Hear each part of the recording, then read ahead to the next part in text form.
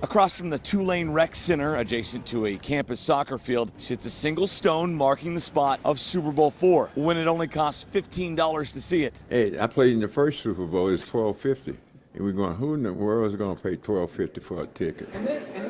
Bobby Bell was a star on that Chiefs team, but being a star football player back then was different than now. We had a press thing around the swimming pool. The Chiefs beat the Vikings 23-7 in Super Bowl IV, the first Super Bowl win for the Chiefs, the first Super Bowl ever for New Orleans. Now, it's been a long time.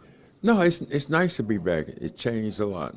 That's an understatement. You see, Bell was here a few years prior when, in hopes of landing an NFL team, New Orleans agreed to host the 1965 AFL All-Star Game. That is until Bell and his teammates encountered many instances of discrimination here in New Orleans in the build-up to that game.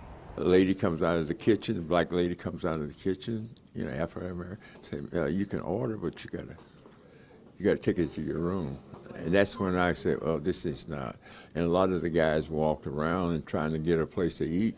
The guys didn't want to serve them. The players threatened to boycott the game. So we all got together and said, hey, if that's the way they're going to treat us, we're not going to play. The AFL obliged and moved it to Houston. The book Moving the Chains details that protest. We said we're going to make a stand here and say, hey, if you're going to play and do all this stuff like this, we need to make a change here. We're not going to play.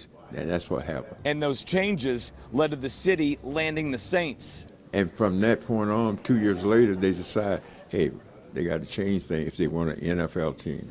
And that's why I'm down here. Bell has also never missed a Super Bowl, he says, no matter what the ticket prices have been. I look around now, and I've been around in all the Super Bowl, the game. Nobody knew that the game would become something like this.